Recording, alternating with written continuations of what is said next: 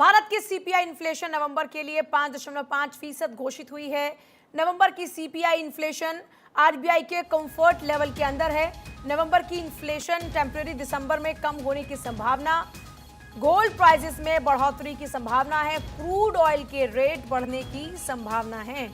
तो ये मार्केट को लेकर अपडेट है और इस पर ज्यादा विस्तार से समझाएंगे आकाश जी, अर्थशास्त्री हमारे साथ लगातार जुड़ते हैं, हमारे दर्शकों को ज्यादा जानकारी देते हैं। आकाश जी, जिन बातों का जिक्र मैंने किया उसको किस तरीके से आप एलोबरेट करेंगे और कैसे भारतीय इकोनॉमी में उतार चढ़ाव के लिए वो जिम्मेदार होगी?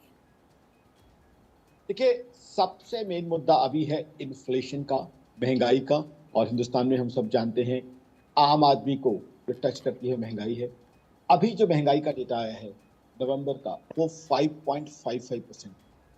तो एक तो उसमें एक बड़ा रिलीफ ये है, जो आरबीआई का कंफर्ट लेवल है 4% ±2%, उसके अंदर है। तो आरबीआई के कंफर्ट लेवल के अंदर है। दूसरा, हमें थोड़ा सा इस डेटा को जो है इस एंगल से देखना पड़ेगा कि जो नवंबर का महीना था वो दिवाली का महीना। अब दिवाली के समय हम सब जानते हैं, दिवाली से पहले लोग आपस में मिलते जुलते हैं, तो स्नैक्स, फूड आइटम, मिठाइयों की कंजम्पशन बढ़ जाती है। सिमिलरली दिवाली के समय लोग तोहफे देते हैं, दिवाली गिफ्ट देते हैं दोस्तों को, रिश्तेदारों को।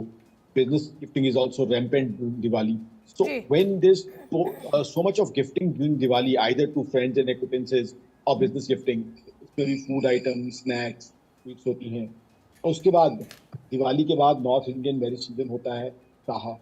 उसको भी देखा जाए, दिल्ली और एनसीआर में रहने वाले सब लोग जानते हैं, तो शादियों में जाते हैं तो 30-30 डिशेज आजकल सर्व की जाती हैं। तो कहने का मतलब वो फूड इन्फ्लेशन जो है मेनली इस वजह से हुई क्योंकि फूड आइटम्स का कंजम्पशन नवंबर में दिवाली और दिवाली के बाद मैरिज सीजन की वजह से बढ़ गया। तो उसको जो है, क्योंकि वो एक टेम्पररी चीज थी, दिवाली तो साल में एक बार आती है, तो इसलिए जो है उसको ज्यादा जो है उससे हमें इंपेक्टेड होने की जरूरत नहीं है।